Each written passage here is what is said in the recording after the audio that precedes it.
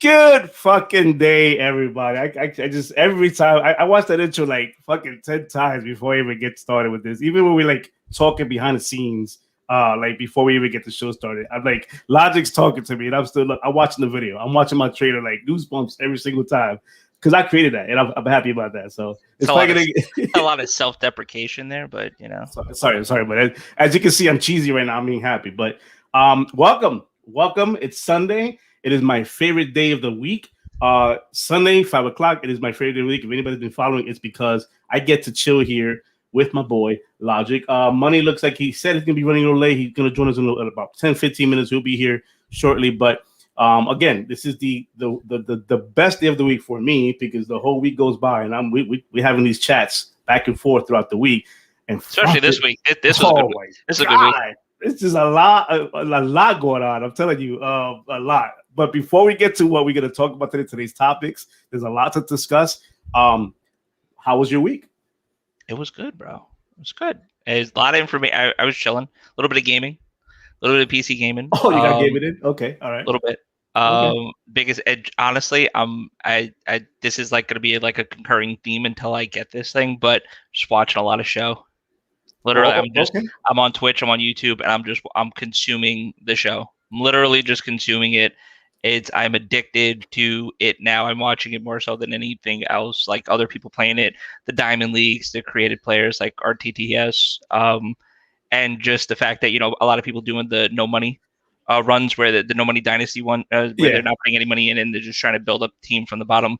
Yeah, I cannot wait to play. You know what's amazing that, and we'll talk about this before we went live, but it's amazing that for someone who doesn't have like the game yet, you're really invested into like researching everything. You're loving it.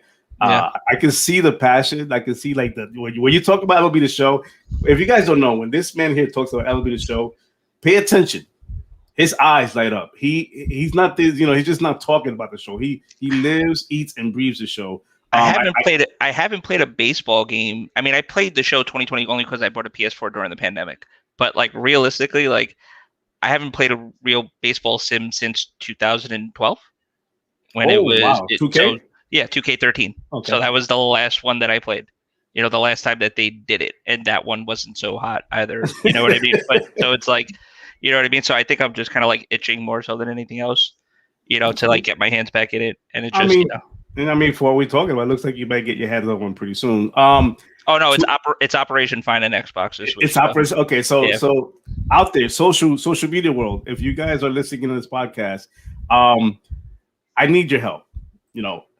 My buddy here he's a PC guy, but nothing wrong with that. He's looking to get into, because obviously the show is not on PC. Microsoft's still looking at you, Xbox. Come on, what's going on?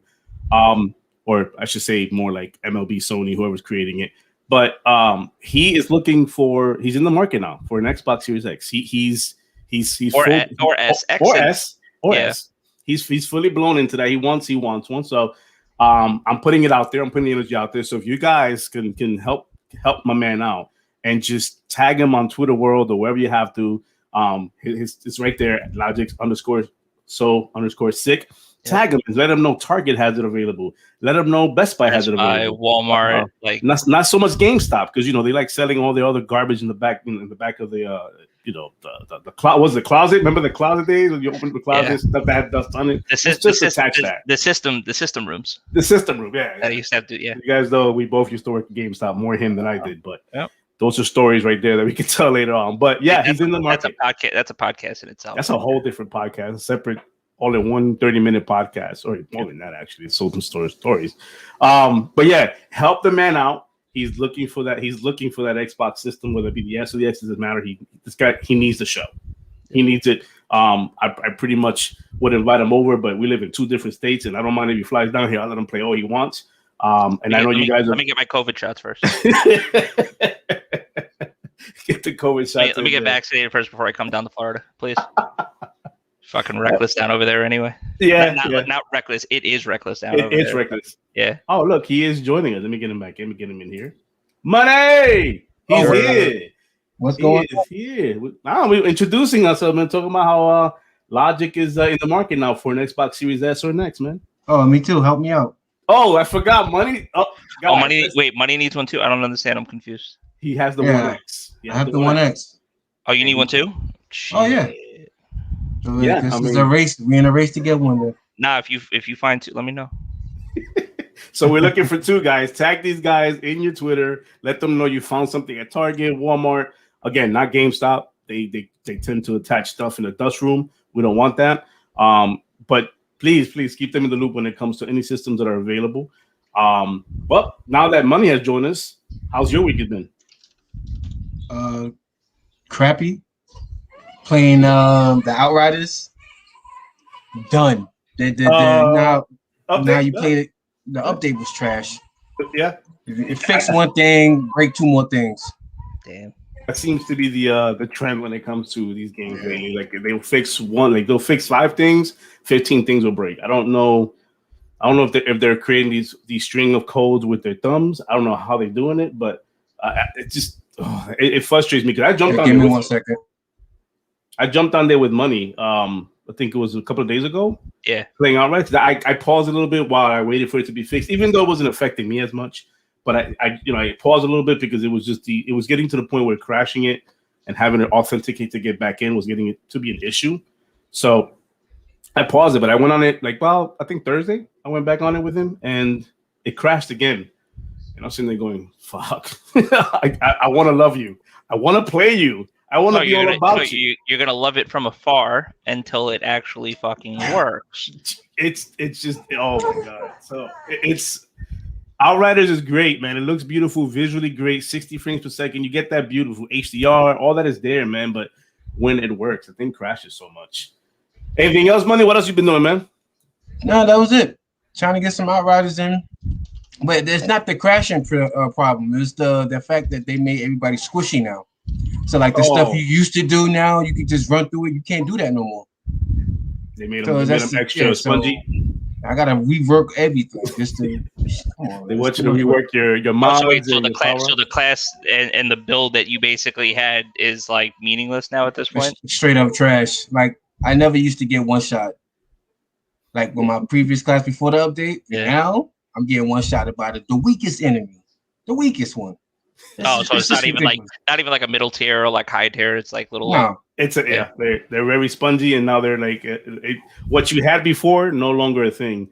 Fabio, I see that comment. Where's KY Bob? I don't know, man. I hope he's looking at this stream because we're talking about Outriders. I know that's his thing. But yeah, man, that's pretty much what Money did. What I did this week, let's see, eventful. I got some gaming in finally. I was able to get some gaming in. It's been busy for me at work. Obviously, work is work. Life and adulting stuff has to happen. But I was able to get some gaming in. Some of the games I got in was I got some Outriders in with Money. I got a little bit of I got Extinction in. That was good. I got a little bit of gameplay on Extinction. That was awesome. I enjoyed it. We'll talk about that. And then the biggest eventful thing. I mean, there was a lot of news there, but I want to say thank you to these guys, the XBL Party Podcast team, the group. Them fellas are classy. They're as classy as they come. That they were able to invite me yesterday to their podcast, and I was able to guest with them.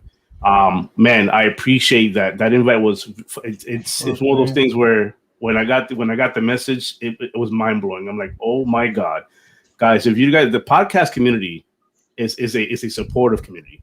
There's a lot of people in this world, in this podcast world, and you don't know it till you're in it and actually see it. There's a lot of stuff that's going on in podcasting, man. There's a podcast for how to create a video game, a podcast for how to write a book, a podcast for gaming, a podcast for just about anything you're looking for. So the community is very supportive. Is what I love, that I can reach out and that they just hit me right back with supportive. But yesterday's show, I loved it. I enjoyed it. It was very welcoming. They didn't make me feel at all like weirded out or uncomfortable, and the conversations we had were beautiful. So to XBL Party Podcast, thank you. I appreciate that. And I didn't put on my hat backwards. I left it just like this. I didn't want to bring that persona out. You gave him the baldy? I gave him the baldy, so I didn't want to come out with that persona. Fabio, I see you. I see you in the chats. I thank you for that. Fabio is another guy, man. I was starstruck when I met that man. That man curses a storm. You got to hit him with the do-rag the next time. I'll hit him with the do-rag next time. Fabio, So if you guys have not checked out their podcast, please go with them and check it out. These guys are doing great things. They're doing phenomenal things over there, and I'm just grateful that they were able to invite me over and have a conversation with them about what we all love, which is gaming. While we're here, which is gaming. But without further ado, we do have conversations. We have topics to talk about today. One of the things that me and Logic were talking about. The trailer came out, I think, earlier this week, but we shared it with each other. We talked about it. But let me see. Give me a second here. I want to share this with you guys. But the Xbox Game Pass trailer came out yesterday. Not yesterday. It came out this week. And you're talking about all the genres of the games they got. Oh my god! Like it was a satire that did it for me, honestly. Yeah. It was like not well. Because a lot of it is what we already we know. Like, it's out. It's just stuff, but it's just basically like, oh, in case you didn't know, here it is.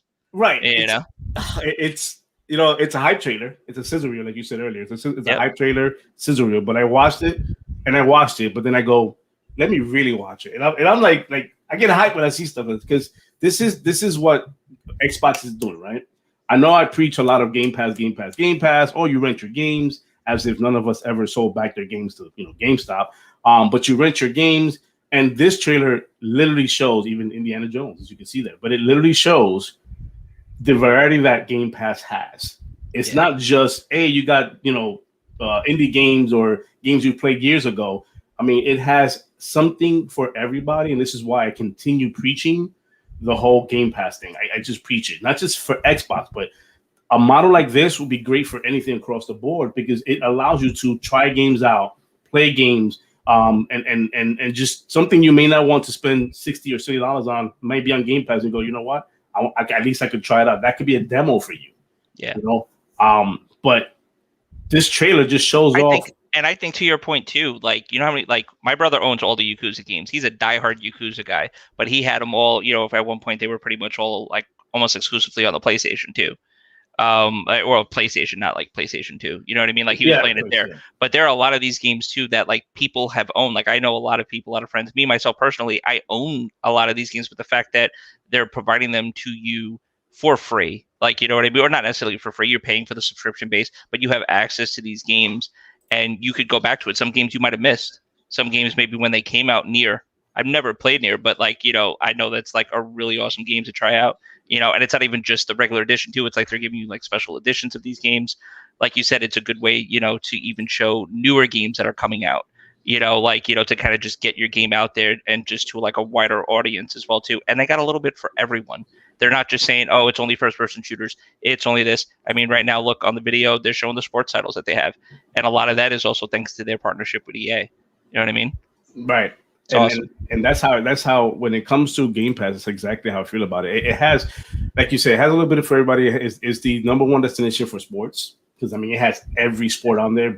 Now with baseball, you have baseball, football, basketball. Cricket. I think you have cricket on there too, right? I think it's about to show it right now. About to show it. Cricket's on there, and they're about to add FIFA. FIFA 21 is about to be added to it. So 2K21's on Game Pass. Explain that, Yes, and it just came out a few months ago or something like that. It came out recently? It was normally it's still it was a couple of months ago now. A couple of months ago, but still 3 months. But it's on Game Pass. It's the latest basketball title. So when you talk about sports, they're all there. Yeah. When you talk about racers like you see right now, you got Dirt 5 on there. When you talk about RPGs, you already saw the RPG. It's just loaded with RPGs. For those RPG fans, it's there. And then you got your titles that are, that the Bethesda titles are there now. There's so much choice. There's choices. And if you're a gamer and you've been gaming, choice is something you want to do. Choice is not bad. I don't know why people think choice is bad. Choice is not bad. Or, the fact that you get to, quote unquote, rent the game. Again, I will go back to rent the game. We pretend like back in the days when you bought your hard copies, you never brought them back to GameStop. We got memes upon memes about, you bring back 15 games to GameStop that cost you about over $500 and they're trying to offer you $2.50. Yeah, this isn't like going to a Blockbuster and like literally renting a game, because I'm from that era too, where like you'd go to the Blockbuster, or in Brooklyn it would be the Casio Video that my aunt used to take me to growing up as a kid, renting the N64 title so I could go and play like, the bowling title or something like that. Like, it's gotten a lot more advanced in that. And honestly, it's not like they're saying, oh, we're putting it on Game Pass, oh, and then it's gone in a week. These games are hanging around. They're not just gone like after a week of playtime too. That's another thing. So that whole renting thing, I don't really, get behind Netflix that. gaming. Yeah. Yeah, but even that, even that kind of that whole renting with the whole Blockbuster, even that's kind of it's downplaying and it's kind of off, because you think about it, when you went to a Blockbuster, did you find like all the games you wanted to play? Did you find that at Blockbuster? They didn't have every game. I mean, if you remember Blockbuster, you remember those times we used to ask the clerk, "Hey, can you call the other store to see if they have that over there?" Oh, you're in luck. Somebody just brought it in. Remember those talks? Yeah. Like that was what happened back in the Blockbusters. You didn't have everything there. And sometimes you had to wait weeks before you got anything. Like the game you wanted. So when it comes to Game Pass, this whole rental thing. Oh, and by the way, guys, a little secret, a little tip. You can buy Game Pass games. They're not there. They're not there as illusion, and you play them, and that's it. You have to give it back to them. You can. And it's on a discount. And it's on a discount. And I believe it's in a tiered discount too. Correct me if I'm wrong. I think if when it first is introduced to Game Pass, there's a certain discount percentage you get, and right before it's about to leave or some of that, it's like lesser of a discount, but you still get a discount. I believe that's how it works. I'm not sure. Chat, correct me on that. I thought it was a one heart person. They're having a fun time in the chat. Goddess, what's up? Magic, what's up? I'm just shouting out people here. Let's see. Yeah, I see everybody in the chat. Fugly, what's up, man? Keeping my week alive with your memes, man. I love you. Appreciate that. Keeping me laughing all week long. I see you, Matt. Matt in the chat. Oh man, them memes are hilarious. But yeah, man. The Game Pass to me is, oh my god. It's a win, man. It's just a win. You can't lose with Game Pass. You literally seen what you got on there, man. Titanfall 2. It's just there's so much goodies. Oh, by the way, I'm playing Titanfall 2 again here. That's another game that's like after the FPS boost on it at 120 frames per second. I mean, my TV back behind me lets me do that. If you've experienced Titanfall 2 before the way it was and you was at all with it, if you can get your hands, if you have the option of getting yourself a 120 TV or 120 frames per second TV, play Titanfall 2. Yeah. That game is amazing, and play that one level, Cause and Effect, the one that actually porters you into different levels, faced with different timelines and stuff. Yeah, different timelines without a load screen, because back then 1X used to have a magical SSD as well.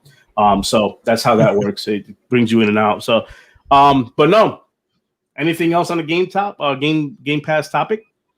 I mean, it's pretty cut and dry. A lot of it we already knew about. They did like a little tongue-in-cheek thing at the end too, where they're like, "Oh, look, EA Play. Oh, and by the way, PC. Get regular Game Pass, get Game Pass Ultimate, or get Game Pass for PC. Or if you get Ultimate, you have it for PC. You know what I mean? So it's a solid investment overall if you like gaming and you have an Xbox or a PC. Yeah.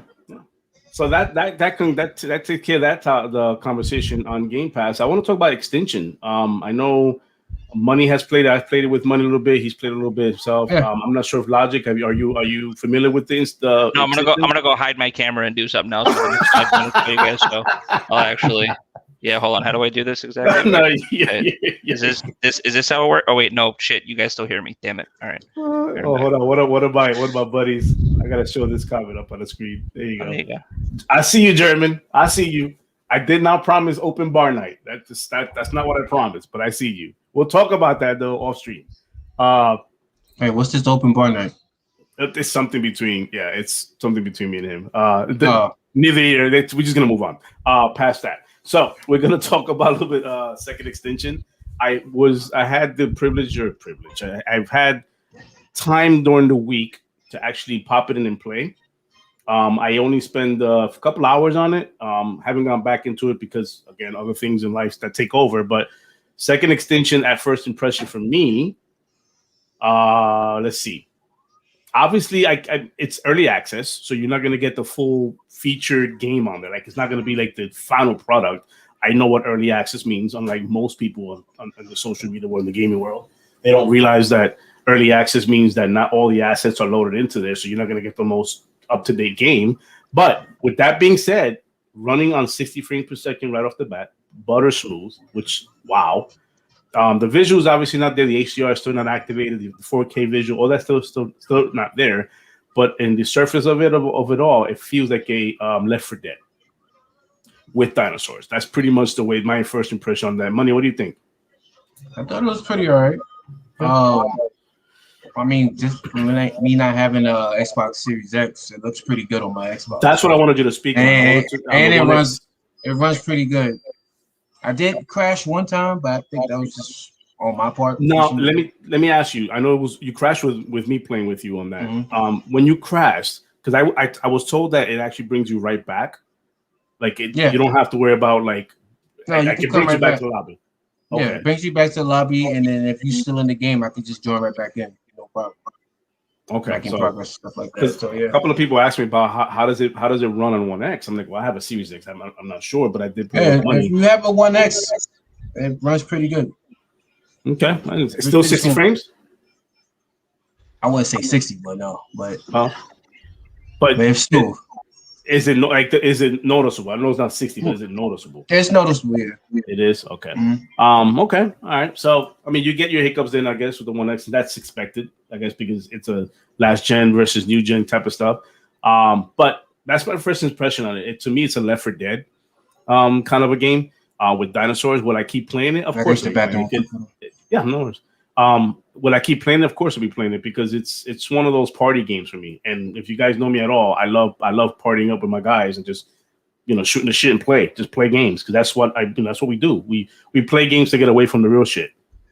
So a game like that I will continue playing because it is a party game. It is something that I would love to play and continue on playing. And I know it's an early access game, so I know that it's not going to be the best looking game. It's not. Yeah, you're not expecting a lot. You're not expecting too much from it. You're basically you're getting what you're getting, and that's it. And if you enjoy it, that's cool. And then it's also kind of giving you an idea of kind of what's to come. What's to come? Yeah. I mean, if you're used to the early access stuff, think of Sea of Thieves. Think of Grounded. Think of Anthem. Anthem, yeah, let's not talk about that. My heart hurts. We're not going to talk about Anthem. That hurts me. I still cry to this day with, oh my God, open wounds. But if you know anything about early access on the Xbox side, we know early access means exactly that. Grounded. Again, I repeat those games. Put the Grounded in Sea of Thieves. I mean, look at Sea of Thieves right now. The thing came out broken as shit. It came out where it was unplayable. It was not fun. It was the content. There was not much content on there. You play that. You go into those servers now, full of people just playing and having fun. Bunch of streamers on it doing whatever they're doing. It's a party game. And now they have so much content in there. You can create they're going in there creating their own little games inside Sea of Thieves. Same thing with Grounded, creating your base and fighting off bugs. What's that movie? Honey, I Shrunk the Kids. It's more of that, where it's like bugs everywhere. It's not my forte. I don't play Grounded. I 100% with I don't play every game that's on Game Pass. Grounded is not one of those games I play, but I enjoy seeing people have fun with it and going in there and just having a ball with it, just creating bases and doing whatever they want to do with it. So that's what that is for me. But it is an early access game. That is my first initial reaction, my impression to first Extinction. Second. Anything let's see what the fuck you wrote. I support that. To be honest, I know nothing about what that is since I have not been. Okay, all right. Sensei, Matt's asking, Ark is a great example of great. Yes, Matt. Yeah. Perfect. Let me put that up there. I forgot about that, but let me see if I can put that up there. Yep, that is a perfect example of a game that's early access. Ark is one of those games that when it came out, nobody really. It was not a game that was not pretty. It wasn't beautiful. It didn't run well. And it just keeps improving until it gets to that point. It's what it is. It's like, think of it as a Kickstarter game. Like one of those kind of where you kickstart again. They ask for crowdfunding, and as is progressing, the money you're crowdfunding it with, it gets bigger and better, and adding more stuff to it. So that kind of stuff. Fallout 76, Fabio. again, my heart hurts when you mention things like this, man.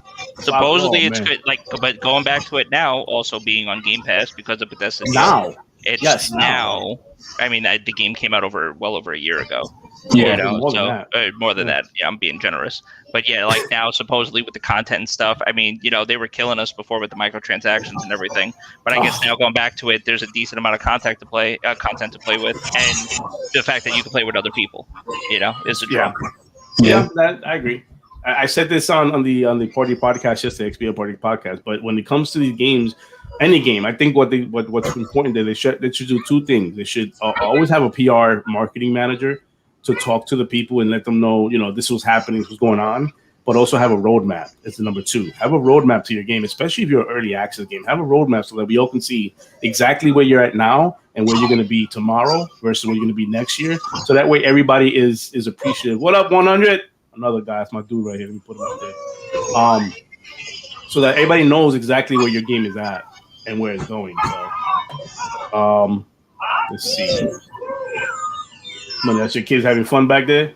They better be gaming. Bro. Watching children stuff. No anime? Oh my god. Oh. Okay. So you gotta understand English first. Give it a dubs, man. Just start them straight off with Japanese, off the rip. Off the rip. So okay, so that I mean that's what I did with that when it comes to Second Extinction. But you know, sticking a pin in that, moving on to the next subject we got. This is a big one. This is one that I know one person in this podcast, in this panel, I should say, is excited about this. But I'll put it up here. Let's go ahead and put that up there. I think as a gamer, we should all be excited for this. But yeah, some news about Halo Infinite. They're doing these nice little developer drops every couple of weeks, which is pretty dope. Yeah, Straight from the developer. I think they do it. I want to say they do sometimes in video form. This one was more just like an actual posting that they had on it, like on the Halo Waypoint website. Just talking about Halo Infinite, talking about where they're at, and specifically talking about how they're building the game kind of from the ground up for PC, and how it's not going to be so much of a port as just they have a dedicated team working on it to play like it needs to play for PC, which is very exciting. I know one of those screenshots was like a ultra wide shot, right, for PC. Yeah, that was. I mean, that's one of the first things now. A lot of gaming PCs, you know, the 21:9 aspect ratio, you know, even just a widescreen gaming, you know, a lot of monitors are basically coming with that, you know, curved spectrum, and just the fact that they're making sure that the game is running native on, you know, those widescreen gamuts are pretty dope. You know, just that itself. They showed off the widescreen. Super ultra wide. That's another thing. They're not supporting regular ultra wide monitors. It's the super ultra wide. So like the people with like the 49-inch, the Samsung Odyssey, 49-inch monitors. LG's got one as well too. The curved. It's really exciting to see that. They had a screenshot of it. Like the 27-inch, a 32-inch, and like basically what like the 49-inch one would be. It's pretty dope. And then just talking about how the controls, the keyboard, mouse and keyboard, you know, how they're basically working on it to make it as consistent as possible for PC players. And, you know, to give that seamless experience also for PC players and for console players, like for that crossplay, you know, to communicate. You know, this is going to be a first-party title that they're launching, you know, same date and day, you know, for both PC and Xbox. So it'll be exciting to see, and I'm really excited for it. Matt, what I wanted to ask you, coming from the PC side, because you are a PC player, what does it mean to you? How important is it to you that this thing is being built from the ground up for PC? It's really important. It's just knowing that it's not something that's looked at as like a second. Because we guaranteed you 3-4 years ago that any first party title that comes to Game Pass or comes to Xbox is also coming to PC. You know, let's just throw in some PC controls. It's like, no, like they're making sure that not only is it coming to PC, but that it's as if like it was developed for the PC. You know, we talked about this off the pod too, about, you know, more so because of the new systems, next gen systems being more so like a computer architecture, you know, with the Ryzen and the Zen processors and stuff like that. It's a lot easy to make them for both the PC and the next gen consoles at the same time. So I'm sure that development, but you still have to code things a certain way when it talks about mouse inputs, making sure the aim is there, making sure the movement's right for keyboards, key bindings. They specifically touched on key bindings, which is really important and stuff. So people will still be able to enjoy the game. And if you don't want to, you could still plug in a controller and it's going to work the same way too. And you could still play it on PC and still have that PC experience, but with a controller, without mouse and keyboard, which is also awesome. That's awesome. I mean, what I'm most excited about is the announcements they already did about these things with the crossplay. Yeah. The crossplay across, PC and Xbox, that's going to be amazing. I think it's the first time they're doing this. It's going to be amazing with the crossplay on that. The fact Isn't that Master Chief doing that? I'm not sure. Is it? Yeah, because I see mouse and keyboard. Yeah. Oh, but that may be the mouse equal support. I'm not sure if it's like crossplay. No, it has that. It has the. No, I think it's more than that. I actually think it is crossplay. Okay. Yeah. But I also think it's something that you can turn on and off. I don't know. It's just like Call of Duty now. That would be a plus. No, Call of Duty doesn't have that when it comes to Xbox. Xbox, at least on PlayStation they have or at least on PC we have the slider. PC and PlayStation has a slider where they can say on and off to crossplay. Xbox unfortunately doesn't have that option. That's something Sony paid for. I believe Xbox has to suffer. Yeah, Xbox suffers playing with you PC players and the mouse and keyboard every time we jump into a war zone or something. So we all know how that's tragedy. But that is a welcome feature if that's the case, where you can turn on and off. That would be cool. That's a welcome feature because not every time I want to play, with a mouse and keyboard person. Not every time I want to play with a PlayStation and have Halo, but not every time I want to play I'm talking about in general crossplay. Mm-hmm. Not every time. Like there's times I just want to just make it where I want to play with my own ecosystem, just to balance it out. Because I think of it as this way. Think of it as a difficulty level. If I want to play, if I want to challenge, and this is me thinking like this. If I want to challenge, I'll turn on that crossplay and get other players in there. But if I want to dumb it down a little bit and just play, and I say for lack of better words, but dumb it down a little bit so I can play with just my ecosystem and have that challenge for my ecosystem, then I will do that. Unfortunately, not every game does that, and Call of Duty is one of them. They don't let us on the Xbox side toggle that crossplay on and off. You're forced, when you go into Warzone, you're forced to have PC players and PlayStation players all at one time. And I get on their side why they do it, to populate their servers and to make sure there's a game. Right. Make sure there's a game you can find, that kind of stuff. I get that. But just not having that option kills me. It's like, oh, Lord, really? But yeah, no, man, it's definitely a fair point. It's just I see people like Nick Burks. I see people that play with controller now and stuff like that, and how they're playing against PC people and they're kicking their ass. So it's like it's a little bit, not to say that everybody plays like Nick Burks. I mean, that's his job. His job is literally to play games for 12 hours a day. Like, you know what I mean? So it's like that's not a vibe. Yeah. So it's like, but I just know that eventually we are going to get to that point, especially specifically with Microsoft, where they're very, in tune with their PC player base now. To a certain extent, they still have work to do with like the app and stuff, but they definitely want to make that transition as seamless as possible for people that have consoles, for Xboxes, and people that are on PC to make sure they have that ecosystem together.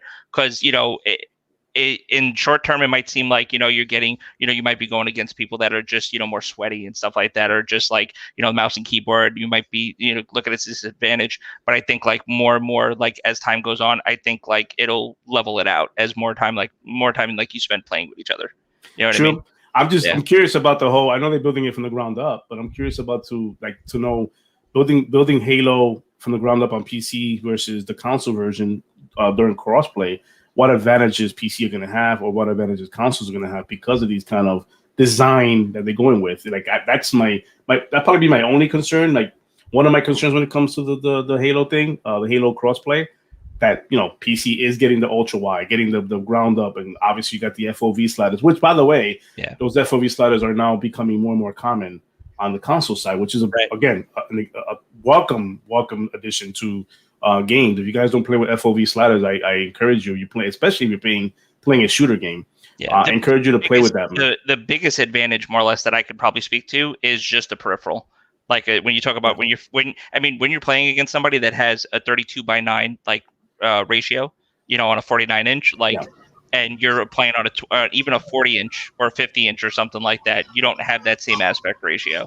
So that's the only thing. Like the peripheral is like that's the biggest takeaway, and uncapped frame.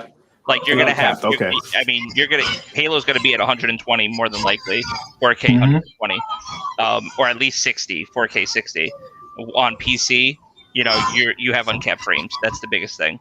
But other than that, though, it really should be the same. You're really playing the same game. So for me, money is a little lot. I can't talk about it. It's like I'm like trying to like, okay, I can't hear myself. It's all good though. For me, it's like I'll take what game?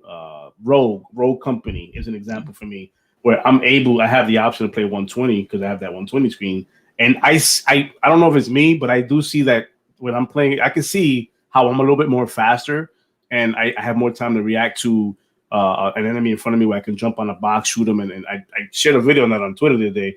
It just seems to me like the 120, for me, having 120 has an advantage over plays like that. Like their frame rate doesn't see me move that fast. I'm not sure. Yeah, and all it is it's just a game. It's how, remember, all the frames is just how quick that scene refreshes, like for you, basically, like that image. So a lot of it is just like sniping, like that was the biggest thing with like Counter-Strike players. It's like, you know, the faster the refresh rates, the quicker you could see somebody peeking from like, you know, around the corner and stuff, you know, the quicker that you might be able to react. Yeah, but people are still human at the end of the day. You know what I mean? Not everybody's cracked out and mainlining freaking Mountain Dew. But it's literally, that's what it feels like. We're always gonna go back to the mainline and Mountain Dew. That's crazy. It's literally pop an Adderall, like get the line of Mountain Dew, and you know that's it, and then they're good, like their favorite pro player. Well, I mean, Halo to me again. I can't wait for it to launch. I can't wait for it to be a thing. Another quick thing too is that supposedly they were talking about games of summer being when they show off more on Halo. So we might see a little bit at E3, but I think more so towards like the middle summer. I don't mind it being at E3. Don't get me wrong. I don't mind it being E3 because that's not. I mean, you want to push your sales. I get that, but I really do hope that they blow it out with his own show. Yeah, I think that's what they were looking for, like some type of like Xbox showcase, like during the summertime, to kind of show you kind of what's coming up. Good Night Magic, to me is one of those things where it's like, yes, please blow it out. Give it his own summer show and show Sony how it's done, because that 30-minute state of play thing was like not fun. I mean, they spoke about haptic feedback for about 20 minutes, and then some clips we've already seen in the past when it comes to Ratchet and Clank. I'm excited about Ratchet and Clank. Don't get those words twisted. I am a platformer. It has a platformer game has a space in my heart. But when you promote a state of play big and you're not even showing Returnal on it, which is your biggest game that's out now, and you're showing more about the controller again, and then you show, I hope that if they do a summer blowout for Halo, that it's a summer blowout. Like give it its own dedicated time, 1 hour, 45, whatever it is, an hour, 45 minutes, 30 minutes, but blow it up and show me gameplay. That's all I want to see is gameplay.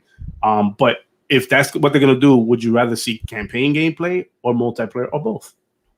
I don't mind waiting until like the last minute for the multiplayer. If that's, if they're going to see single player.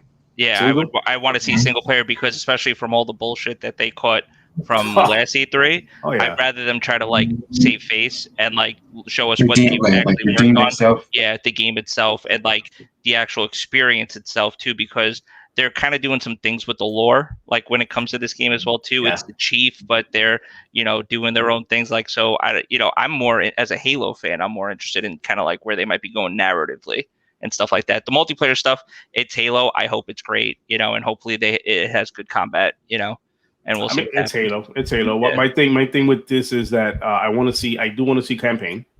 Yeah, because it looks like spiritually it's going back to its roots. Like that to a certain extent. To a certain extent, it looks like it's going back to the looks of the roots that way.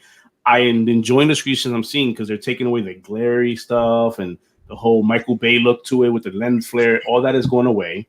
From what I'm seeing from these screenshots, which I appreciate because it's beautiful. Don't get me wrong, money. It's beautiful to see lens flare and the whole bouncing off lighting. I get all that, but I'd rather give me pure game and give me clean art. The whole post effects thing with the lens flare and I can put that aside. I don't want that. I can get that in my Call of Duty games. I don't want that. But in my Halo game, I'm loving the classic look. I'm looking at these screenshots and videos. I'm going, it just takes me back, man. Me and Money this week we popped in Halo Master Chief Collection to play some of that. Oh man, the nostalgia, like that shit was brutal. Oh, it just took me the fuck way back. Like I'm sitting there going, "Yo, money, remember this map?" And we are slaying people. Now, mind you, we have not played this in years. Yeah, we pop it back with the Master Chief Collection, and it's like we literally were like just headshotting, pow, pow, pow, and going nuts. It was on a game mode where it would switch you between like all the Halos that came out. So it was like in between Halo 2, 1, 3, 4.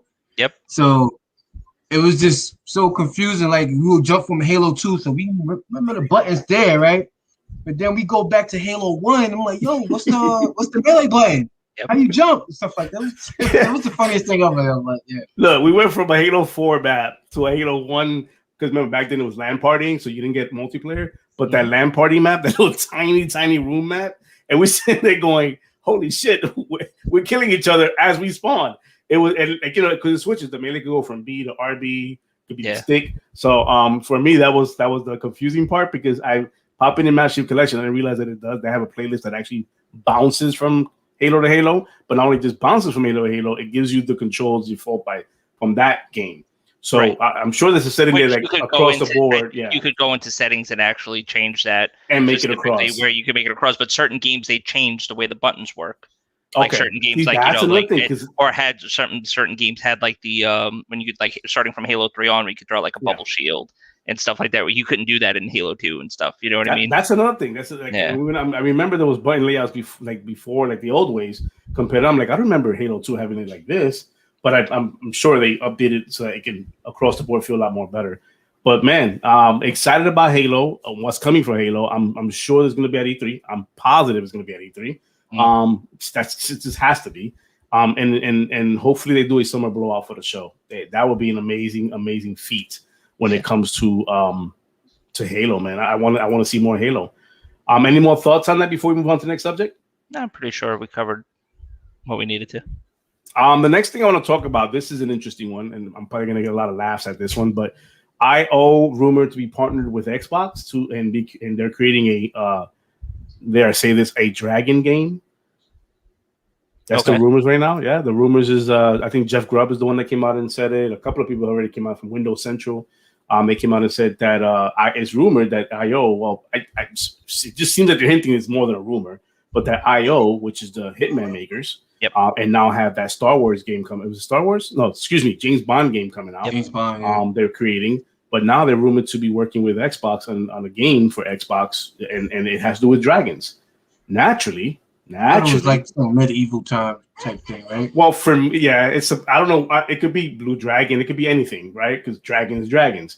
But naturally, to me, and I got a lot of shit for this on Twitter, but naturally for me, it's Scalebound, right? I'm thinking, shit, it has to be Scalebound. This is an IP that's very dear to Phil, to Xbox, because he knows that the Xbox community, the gamers on the Xbox was really hurt when that stuff was pulled. Sorry, I have a bug here. But when that was pulled and they said no more, that's going to be canceled. No, we're not going to do it no more. But we all know what happened there. If you guys don't know, you can read up on the story when it came to. It had nothing to do with Phil saying I don't want this game anymore. It was just the mishandling of the funds when it came to what Microsoft or Xbox gave this certain studio that was creating this Scalebound IP, brand new. But what they were doing is they were taking those funds and using it for other projects. And I mean, if I'm giving you money to work on something I want you to work on and using that money somewhere else, and then I'm asking you, hey, how does my project look? And you come at me with some half-assed like it hasn't even been completed to the milestone era, like because it's certain milestones you got to hit. Something's going on here. I'm not gonna let you mismanage my money. That's just how that went down. So unfortunately, that had to get pulled, and that game. I mean, and it's also pure speculation. We're hoping that it has something to do. I'm hoping. I'm hoping and praying. For all we know, it could be fucking Game of Thrones. And Matt, you could be playing as the Targaryens back. Fucking that. Yeah, man.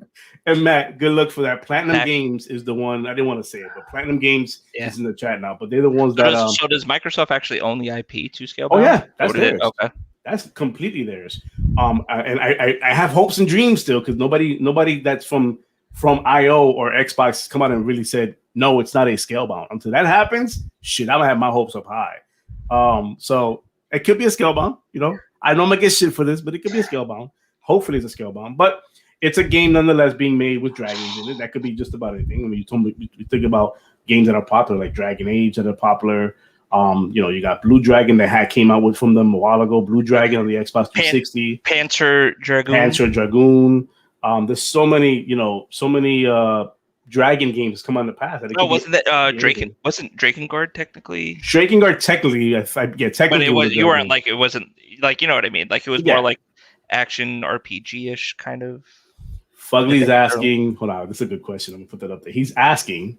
Would we rather have Scalebound or Game of Thrones? I'm sure because of how many people were upset that were missing Scalebound. I mean, I'm a big Game of Thrones fan, so I don't know. Like me, I'm indifferent, and I'm also indifferent to Scalebound because back when they were doing Scalebound, I think I was kind of like off console gaming. I was already like kind of towards PC games, so I wasn't even really paying attention to it. But I think knowing about that project though, and knowing how crazy and the potential of that project, I think probably Scalebound. Scalebound? What do you say, Money? Scalebound. Scalebound? Oh yeah. Fugly, you have 3 on the panel at Scalebound, man. I love my Game of Thrones. Don't get me wrong. We all here love our Game of Thrones on this panel. I think we like watching Game of Thrones. I don't think we want to play Game of Thrones. Yeah. Yeah, that's true. That's true. But Scalebound, Scalebound will be the one that I'll be excited about. Yep. I hope that answers your question. He put nice. I guess he agrees with that. Perfect. Oh, there you go. Do a meme about that later, Fugly. I would appreciate that. Panzer Dragoon already has a game in the works. Ooh, Search Pen. Oh, really, Matt? Okay. Panzer Dragoon World. We're gonna have to look out for that. Gotta look out for. I'm gonna look into that then. Oh, man, Matt is just on it today, man. I appreciate you. Need to be in this thing every single week. You know, I might even bring you on as a guest, man, because you just on it. I appreciate you, man.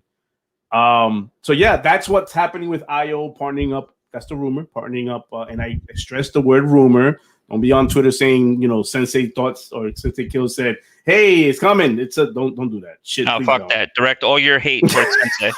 Don't do that shit. No, about to be in your DMs. At him at Sensei Kill. I don't need no more fucking fanboys in my DMs. With one K1 LLS. These fuckers. Nope, don't need that. Please don't flutter my DMs with no bullshit ass. Oh, motherfucker, you said it was Scalebound. Ain't fucking Scalebound. Lying ass. Fuck. How dare you give me false information? off of a speculative podcast. My sources say. And I don't have sources, guys. I have sources. And that brings me. Well, that's a good segue. Really? Is it? Oh, well, yeah. Not for the next topic. Oh, okay, never mind. A shout out to my boy Frez. He lives in Chicago and he shipped out to me and Money. But looks like Money's post office is a little. My post office is on the ghetto side. So on the janky side. Yeah, so he hasn't got his yet. No, they open money. They open your package. It's already been used. Shout out to my boy Frez. It's called. Is it Mimi's? No, it's Mimi or Heine's. Pause. Heine's Chicago hot sauce. But it is mustard-based hot sauce. I'm gonna try that out. What's the Scoville level on that? Does it tell you on that? I have not even researched it like that, but the back does not say that. It's I know he told me it's mustard-based. It goes more on fried food. And I'm on a diet, seafood, so fried food is on that too. So it's good. I can seafood and I eat it. I was gonna say a little shrimp. That might be nice. Ooh, yeah, a little shrimp. See, we don't just talk about video games here. We talk about hot sauce. Yeah. Don't worry. Listen, we're like 5 podcasts away from a cooking stream. Don't worry about it. Oh, we are. Yeah, we're bringing all that to this shit. Yeah. What else? Okay, so that's anything. Any other thoughts on the IO? No. All right. Let's move on to another topic. Then let's talk about another topic that's been talked about this week. Stalker. Well, not this week. Actually, it was like yesterday. Stalker 2. Overnight, there's documents that came out about Stalker 2. Let me see. I got something right here. Give me one moment here. It's an article. I don't have the article here, but I can just do this.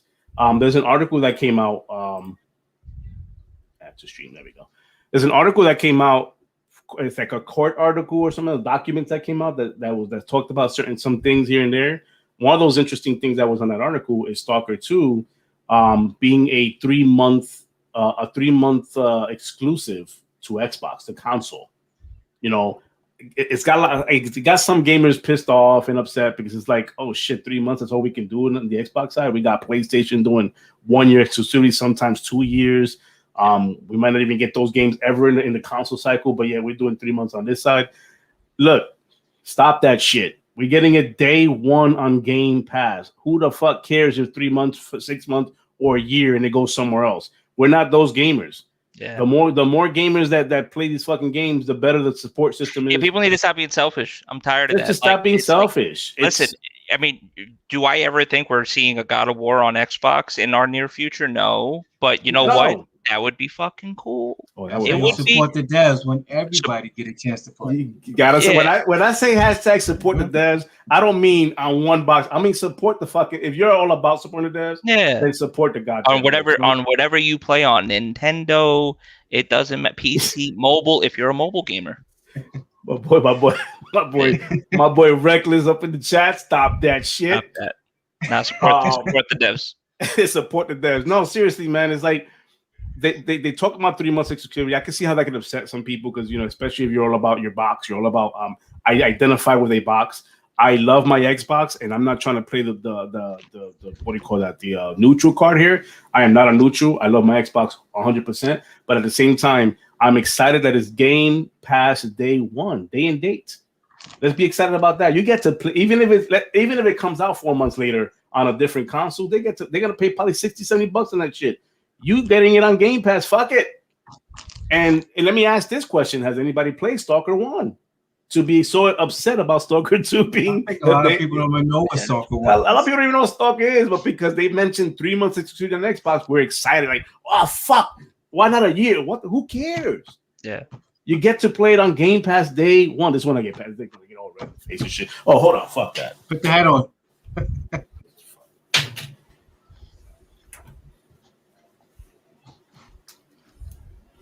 Fucking hat. Oh, he's in a mood now. That's it. No, man. It's just one of those things. It's like, what the fuck, guys? I love Xbox. We all love Xbox. You're in this goddamn podcast because all I talk is about Xbox. You follow me on Twitter because it's about Xbox. I almost unfollowed you on Twitter because all you do is talk about fucking Xbox. I got people who won't follow me because all I talk about is fucking Xbox. But stop, look, I'm even rambling right now. Stop it. Stop being that fucking fan. Stop it. We're better than that shit. Like if it's coming to Game Pass day and date on day number one, fucking enjoy it. Brag about that shit. Oh, you get to pay fucking full price for that shit if it goes over there. But I'm not paying extra for it. My $15 took me here a month. And if you're like me, you use the rewards and you get the fucking shit for free. If you're in the United States of America and some countries of the world, but not everywhere. I apologize. But you're able to fucking do these things with Game Pass. Enjoy it. Have fun with it. You get it for day one. And if I'm gonna press on this, half of you probably haven't even fucking played this shit haven't even played Stalker 1. Don't even know what the hell Stalker's about. Let's stop that. Like, have you played Stalker on PC? It's an amazing game. It's an amazing game. However, let's celebrate the fact that again, it's coming to Game Pass day and date on day number one when it comes out, and that is gonna be this year. Hopefully, because they delaying shit left and right, but it's already saying this year's gonna come out, But this gives me the what's that one? Fear, like the Fear vibe, combined with what's that other game? What's that game? Metro, that Metro vibe, like all that combined, but survival world kind of thing. I didn't play Stalker 1. Oh, I know about it. Metro. Yeah. Elijah, did you hear about the Metro Exodus update they got to do? Oh, but it's only on PC. Yeah, it's only on PC. Oh man, dude, they haven't shown nothing on that yet, but it's gonna be the first. That's the first real. No, they did. They showed a little bit. Yeah, they compared it to low specs and like what they gonna update it to. But that's like what the first real next gen, next gen AAA title. The actual taking advantage of ray tracing, the whole VRR, VSS, all that, like 4K. Like they're taking advantage of all that, and they're rewriting the game from the ground up with the hardware stuff. Not gonna be on console. That's on PC, but that's one of those can it play Crisis moments, right? Yeah, that's one of those moments. It's gonna be the benchmark of PC. of gaming. Period. Forget PC gaming. It's just right now. Metros use majority of people like that test like new games, like when they test new hardware and stuff for PC. Like a lot of like YouTubers and stuff, they'll use Metro as a test bench. Look at that. They'll actually use Metro just to kind of see, like, you know, when they have like when they run games, they use Battlefield, but Metro's in that list of games that they'll run just to see like how your PC runs, basically. Awesome. See, I didn't know that. That's why you're the resident expert on PC. I got you in the show for that, man. That's something I needed to know. Seriously, right? Literally, just because I own a fucking PC. No, it's not that. But I didn't know that. I didn't know that. I know my worth. It's okay. No, I really didn't know that though. That you guys on the PC will use it for that for technical benchmarks. Shit, I didn't know that. That's something different. I mean, it looks beautiful on console itself. I mean, well, just not console, but on PC, the game looks beautiful now. I can only imagine when that shit launches on with the PC upgraded. What they call? There's a name for that. The PC. I forgot what they're calling it, but there's like a buzzword for it. You know, PC something or the other. Edition, but it's only gonna be on the PC. I was excited when I first saw it. I was like, yeah, so I said PC. I'm like, fuck, I don't have PC enhanced. Yeah, there you go. PC enhanced. Metro Exodus Enhanced Edition is free. Yeah. Then I saw that part. And I was like, yeah, that part right there. It's like what they did with the BioShocks when they did the BioShock 1 and 2. And they did the remasters, and then you were able to download if you own BioShock 1 and 2, like on Steam. You were able to get 1 and 2 again on for PC, but like the remastered edition. That makes sense. Yeah. But man, that game to me looks amazing. Stalker 2, again, let me finish it with this. Stalker 2 will be on Game Pass, day and date. Let's not stress if it's 3 months, 6 months, a year down the road. And besides, I think they themselves tweeted out saying they don't even have a game being developed for PS5 or any other system other than PC and the Xbox Series X. Like they don't even have it in their development cycle of developing it so that when the exclusivity goes away, they go ahead and drop it on whatever other console is there. From what I get from what they tweeted, that's what the sentiment I get from when they tweeted that information out there. So, nonetheless, man, I know we like to talk shit and we like to throw our sling our shit over to the side of the fence so that the other side can smell it. I get that, I understand that, but at the end of the day, we are getting a game day and date on Game Pass. Let's not worry about that. If they do get that shit, let them enjoy it. They love paying $70 anyway. Support the devs. So let them do that. Anything else on Stalker 2 before we move on? We're gonna have a couple of more topics to talk about, and then we'll move on. But dun, dun, dun, dun. Hey, let me set this up. You guys fill the void. Let me set this up. Hold on, I'm about to start pounding on my desk real quick. The next topic we want to talk about. Let's see. Is it finally going to be the year? It's got to be. Is it finally the year when I don't buy a fucking Call of Duty and I actually buy Battlefield? Look, you already know. I might not even have to buy Battlefield. You already know how you guys already know how long I've been playing Call of Duty for, and how I was the guy with that. I help everybody, me money. I was we were the Call of Duty guys too. Yeah, that's right. We met on Call of Duty. Mm-hmm. We literally all of us met on Call of Duty, and that's how a lot of this. That's how at least our friendship started. And and even now, like I play Call of Duty now because I do enjoy it. I do like Black Ops, but I more so like I play that with my dad. Like that's more or less almost like a bonding kind of thing. Like with me and my dad, like we're playing and stuff like that. Like that's a game that we bond over and shit. So that's why. And literally, he's like a diehard with that. So he gets it every year. A lot of the times, he's buying the game for me, just because that's always a game we could kind of go back to and be like, "Yo, let's go in, let's fuck some shit up." But let me tell you something. This Battlefield, if all of this comes out to be true, and we're not stuck back in 1942. You know, in the South Pacific, and you know what I mean, or in Normandy, like storming the fucking beach with my, Tommy gun. If I'm back in modern first-person shooters era, like it, that's it. That's all we wanted. That's all we've been asking for the last 4 years at this point. About 4 years, yeah. I mean, I've been the guy. I've always been the guy that's been on the Call of Duty side. I've always vouched for Call of Duty. I was the one that holds the pom-poms and cheated for them. That's a wrong game. Tell Reckless that's a wrong game. I'm sorry, that's the wrong game. He's trying to make that joke. He's thinking of Operation. You're talking about Operation. That's no, it's wrong game. But he thinks it's funny. That's a whole different podcast for a whole. No. He thinks he's funny. That's fine. Yeah, no, you're very funny.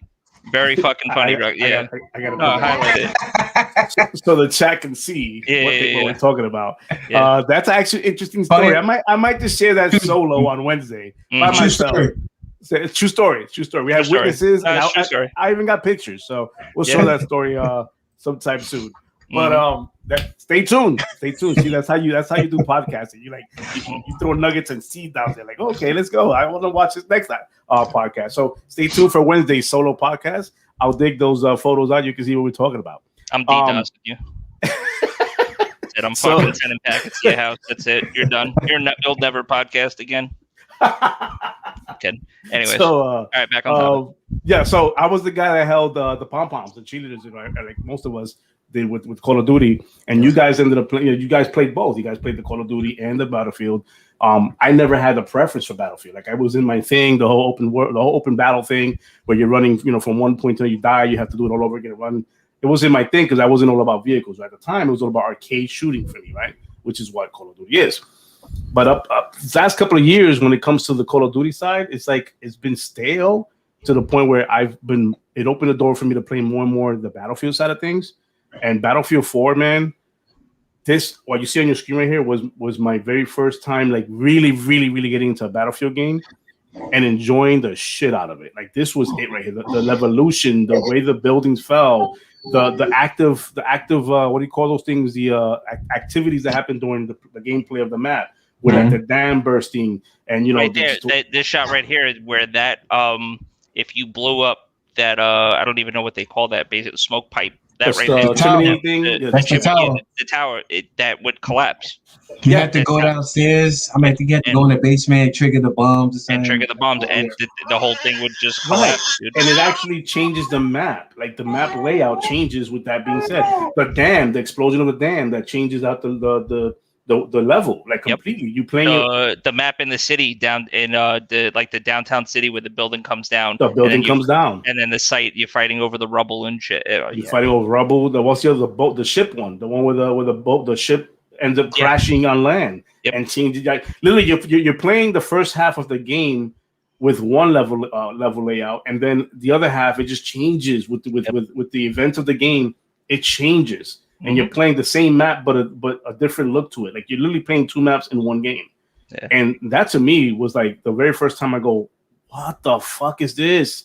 I want more of this shit. Then they ended up going to the World War, that whole World War thing. World War One, what I mean? Which is it's different from because remember, they were doing modern all the way. I mean, besides Vietnam, that little sprinkle of Vietnam in between when they did the Bad Company, that was the expansion that they did. They were basically in modern times. It was Bad Company 2. You had, Battlefield 3, Battlefield 4. It was all Battlefield 2142, Battlefield 2. Yes. Like even going back there, like it was modern time games pretty much at that point. So they said, okay, look, we didn't touch this era. Battlefield 1. You know what I mean? Like, so I understand that. But then they hit us over the head with Battlefield 5, which was just more of Battlefield 1 back in World War 2. Like, you know what I mean? I don't blame the developers. I don't blame DICE. I don't because that's us as gamers in the community. We asked for it. We're tired of the whole modern setting, and then they went to the futuristic setting. Oh, now we're tired of futuristic setting, and they went to the past. I don't know if I was one of those people. I'll be honest with you. Well, like the majority was doing this, and as a developer, I'm sure that they're in tune and they tapped into the community to create their next game. I mean, obviously, that's how you want to, you want to create a game for not just like what you want, but also you want to cater to your audience, right? And I also don't think that. I mean, to my knowledge, World War I really hasn't been touched from like a gaming perspective. Like, no, at least not in as much as it was in Battlefield 1. Like Battlefield 1, they really did a good job as far as like exploring like a lot of Ottoman Empire, like, a lot of that stuff too, breaking it down, making those emotional connections. I mean, I remember when they even talked about that, initially, like, all of that stuff, like being on the battlefield and trying to make you feel like, because that was like one of the most gruesome wars that ever in like the history of the world, essentially. So, like not without getting too heavy or whatever like that. So I understand what they were doing, with that angle and stuff. But like I said, Battlefield 5 comes around and it's, World War II again. And as a gamer, I'm like jaded at this point. I'm like, nah, right. I'll wait. And it felt kind of like you when you played the multiplayer. I know there were changes to it and everything from one to the other, but it just felt like you were playing the same game again. Yeah. Like it just felt to that, like it felt to me. It felt like they went away from what drew me in, which is the buildings blowing up and the map changing and like just that unique thing that actually brought me into Battlefield, that they went away from that. I'm going, they go to look, the building blowing up right there. See how it just blew up, and now you're fighting in the actual chimney, in the actual stack. Yep. I didn't think Battlefield 5 was that bad. Just think like the lack of content. It's the content. Yeah. That too. Yeah. Because I think like me and your brother Draven was playing through that shit like it was nothing. And then we made to the like level 50 and there was nothing else to do for like 6 months. Right. By then I was already on like Apex Legends and everything because I was like come on. What's the drive? I mean, the same thing happens, I think, in Call of Duty. What's the drive? Like after you're done getting camos and after you're done playing, like what's the drive at that point if it's not just going in and wrecking lobbies? Because that's all it really is. You're going in with a group of people, like specifically like in Battlefield or Call of Duty. You're with us on PC, we're 6 stacked. And we're going in on Call of Duty, and we're just trying to wreck lobbies. You know what I mean? That's it. On Battlefield, we literally just take over a server, and we just literally just up and down the chain DOF unit, up and down the fucking. You know what I mean? I just can't wait. This is why this is why these screenshots that came out with the tornado showing and the helicopter and just. I'm hoping these screenshots are real and legit. We're supposed to get something really, really, really soon. Yeah. Shinsno Elite wrote BF5 is freaking beautiful, but it's still WW2. That I agree with. Yeah, it is. It is a beautiful game. Without, I mean, even they added the ray tracing on PC. It's probably one of the best looking, games, out there. Honestly, like the Frostbite engine and stuff like that. Frostbite is still one of the best gaming engines. I'm sorry, it really is. Yeah, you know what I mean.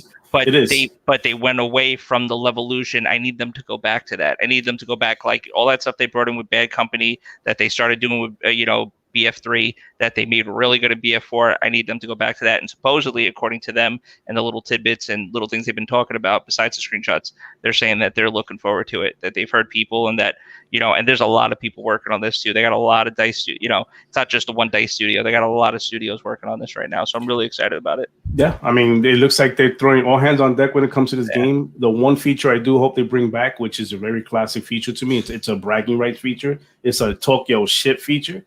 Is your dog tags being taken from you? They need to bring that feeling.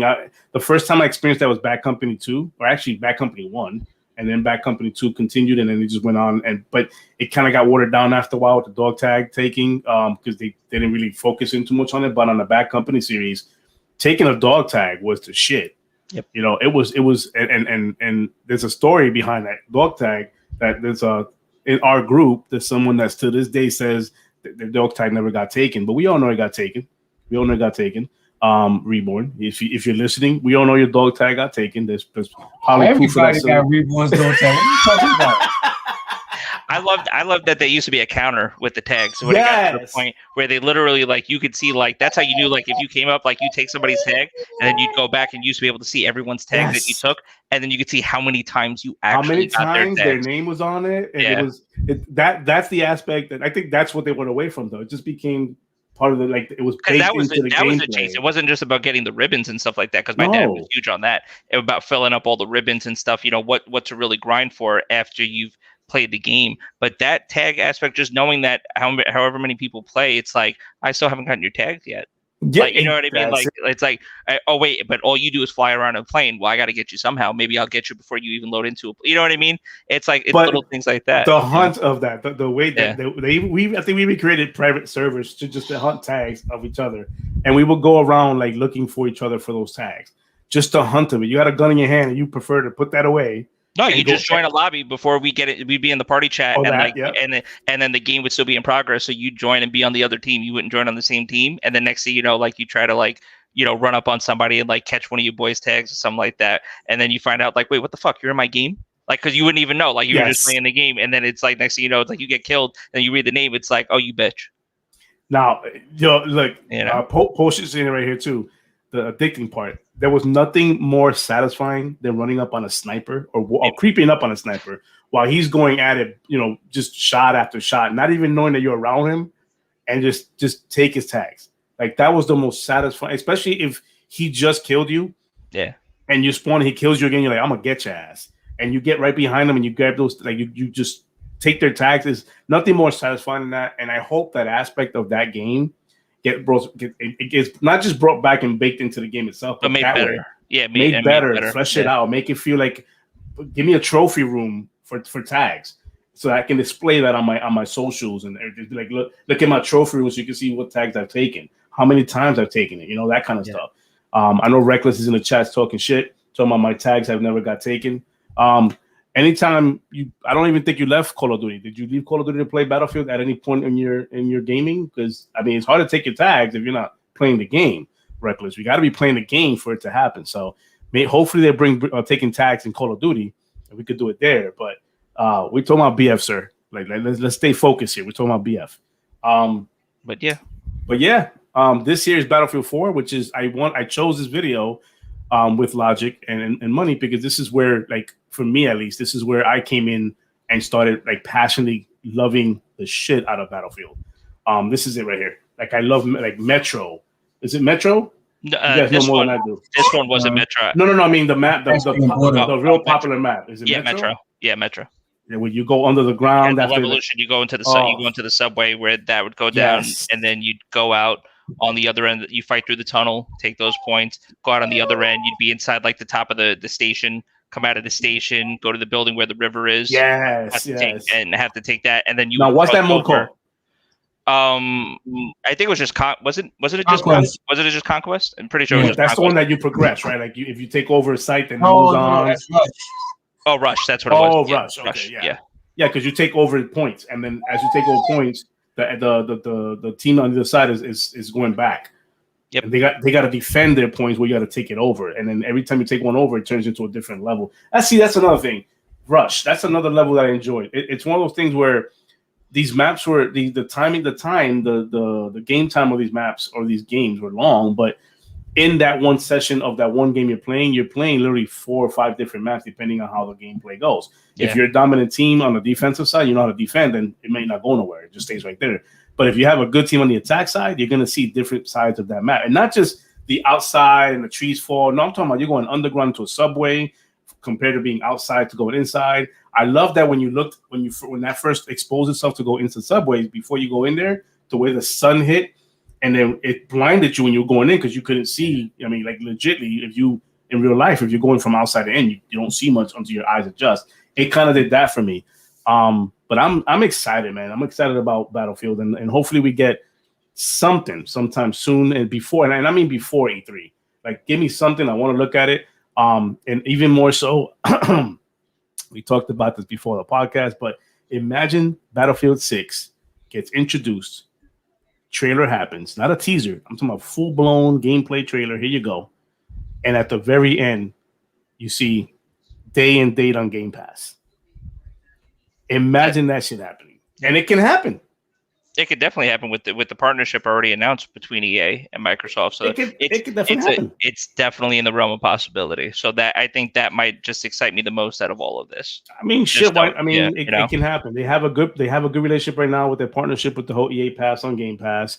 They have that. They've had that relationship before Game Pass, even before they went into Game Pass with the whole early access type of stuff. EA Pass was on Xbox first because remember they shopped that around. A lot of people forget this. EA shopped that whole model around about, hey, EA Pass for $5 a month.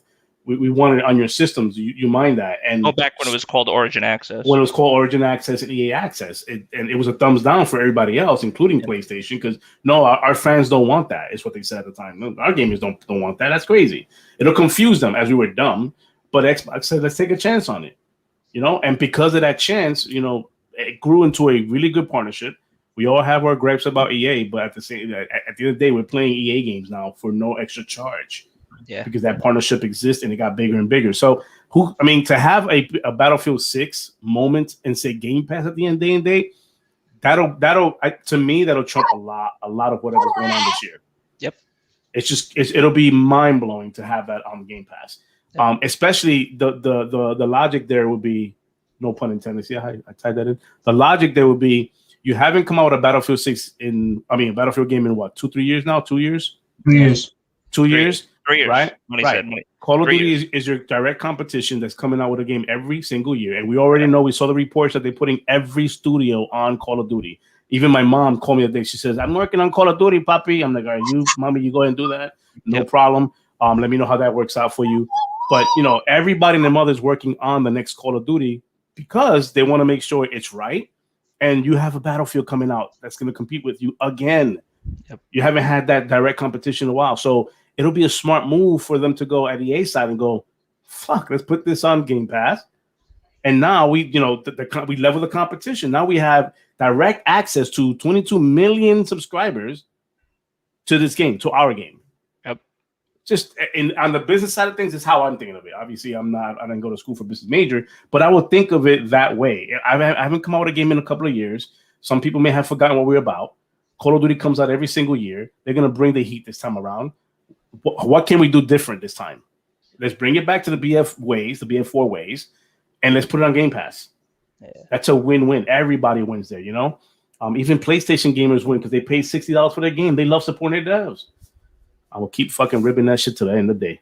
But, that's my take on Battlefield. And hopefully, obviously those are hopes and dreams, and those are, things I hope would happen when it comes to Battlefield. But I can't wait to see something on Battlefield. I already saw those screenshots, and it just keeps me going, wow, man, I can't wait to see like a tornado in a game while you're fucking flying a helicopter. Wow. Like, could you imagine it pulling your helicopter in and you're like trying to maneuver that while some asshole is off to the left trying to RPG you? You'll never catch me flying, I'll tell you that much. No, I trust Buddy. I trust Buddy. When you was flying a jet and the sandstorm would hit you right in the face, you don't even know if you was flying up or down. Oh yes, that's another. I hated that. It was funny though, but I hated that shit. See, I am not a vehicle person when it comes to first-person shooters. I leave that to you guys. But I know I always jump in with you guys and get in that. There was a time where the sandstorm did happen. I was in a jet. I think it was with money. I'm not sure it was Earth, but I didn't know we were going up, down, left, right. Next thing you know, we blew up. Like we hit something. It was like bloom because we hit a wall. The sandstorm was that legit. It was, and then just the sounds of the game, the ringing, the ooh, like when something's about to happen, like that whole ringing. Oh, forget about it, man. Your mom got that special ability, flying chancla. Hey, we Latinos, man. Flying chanclas happen in every household, man. That's just that ain't something you can avoid, man.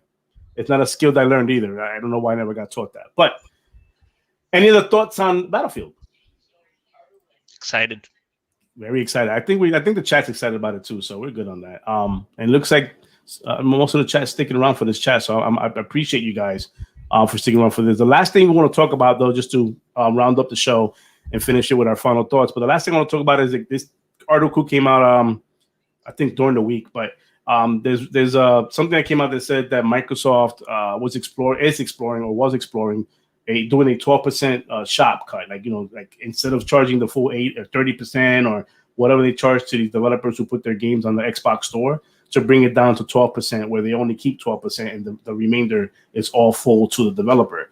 I want to talk about that a little bit, just to wrap it up. Nothing big, but I think that's a big move, especially with Steam being a competition. That's a huge move, or Epic. It's literally just more incentive to put your game on the console. I mean, you want to, or to just make your game multi-platform at the end of the day. At that point, like if you know that you're going to get more money and more return, that they're not, that the console owner isn't going to take as big of a cut. Why wouldn't you want to put your game out there at that point? Yeah, I mean, it's huge to do that. They're not. They're exploring it. They haven't done it yet, but it'll be huge to do that. That's something. That's what I mean. Like, if that's something that they actually do, it's just another added value. Besides the fact, Game Pass and stuff. Once again, we could go on and on. We can make a podcast where every time we mention the word games, Game Pass. I could put that on loop. I could put that shit on loop. Yeah. Yeah. We might as well be sponsored by Xbox at this fucking point. If you're listening. Xbox, if you're listening out there, we are working free for you. We are holding the pom-poms and pushing the we need two. Yeah, we need 2 new Xboxes and 3 subscriptions, please. Thanks. 2 and 3. That's all. That's all we're asking for. 2 new Xboxes, brand new Series X's. It could be asked. We're not begging.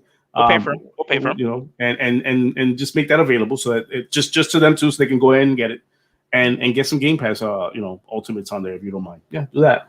Something like that. Yeah. Other than that, that's it. That's all we got for today's show. We don't got much that we covered a lot today. Game Pass, Battlefield. We covered the IO interactive rumors with the Xbox. We talked a little bit about Stalker 2, day and date kind of thing. We covered a lot today. I I have nothing else for the show, but I do have final thoughts. But before I get to that, Logic, any final thoughts from you? Nah, man. I think we covered everything that we needed to cover, which was cool. Always a fun podcast. I always love doing this. I look forward to Sundays. It's really dope, like being here having this conversation. So, I'm definitely looking forward to these, being like the weekly thing like we've been doing. So, all right. And as always, where can they find you? Oh, Logix_so_sick. Perfect. Until I decide to change it. Geez, that's it. Oh, by the way, guys, we are looking for like names to name this podcast. I can't keep calling it Sensei's Thoughts because that's me, and I don't do this show by myself. I do it with my boys. So, any kind of ideas? My thoughts. Call my fans my. I see where you're going with that. Call my fans my thoughts. You guys are my thoughts. No, that's not gonna. Guys, if you look, even Siri's like chiming in. Siri's like, "What are you talking about? Shit." Siri just told me, "Fuck up, shut the fuck up." So, but yeah, we're looking for like a name. If you guys have ideas, whatever, we're trying to change it up a little bit because again, this podcast on Sundays is just it's us. Sensei's Thoughts makes sense for my solo podcasting. That makes sense, but when it comes to us, I want something more natural, more organic for us. So if you guys have ideas, please send them my way. DM me like you guys are fucking used to doing anyways. Just do that. DM me and have that conversation. But Money, any final thoughts? No, not really. After this, about to get on some Halo 5, but enjoyed the talk today and stuff. Hype about Battlefield and all that. Yeah, but yeah. Okay. Where can they find you? You can find me on Twitter or Xbox at That Guy P Money. Okay. All right. And for me, final thoughts. The only final thoughts I have for today is I appreciate everything that has been happening since I started doing the podcast. So it's one of those things where the growth it's been more than acceptance. I've been taking the downs and the ups and the lows. I appreciate that I got invited over to and guest into another podcast, XBL Party Podcast. You guys don't know that. I appreciate that. My final thoughts is in the gaming community, in the podcast community, let's make sure we're showing support for each other. Let's make sure we are encouraging each other in the podcast world. Somebody as small channel as myself doesn't matter. Somebody has a big channel as others out there that have bigger followings. But let's make sure that we are aware and we are understanding that this is a hard thing to do, whether it be small or big, that we acknowledge that and that we support each other. I love this podcast community, but I have been seeing some negative commenting when it comes to, I don't know who this person is and why are they doing podcasting from here and there. I never even heard of this person. And these are coming from bigger channels. I'm not going to mention names and drop names, and we got to be aware of that kind of stuff. And I'm speaking directly to the podcast world, those who are in the podcasting. Let's make sure we're conscious of that and that we are and that we are supporting each other and uplifting each other in this community more so now than ever, because we are in especially those doing Xbox podcasting. We are in a perfect position right now to blow this up. Years ago, Xbox was a negative in the media eyes. Still is kind of today in today's industry, but we are in a position to talk about it on a more positive light. So let's be about that. Let's not just talk about that. I appreciate you guys for joining on today's show. But as I always say, you can find me on Twitter under Sensei Kills. My podcast, traditional one, which the season finale did air, is over on Spotify. You can find these replays on YouTube or live if you want to join me. Wednesdays is solo, but Sundays will be my crew here in the podcast. But as always, I appreciate you guys. And I always say this, happy fucking gaming. You're Good one, guys.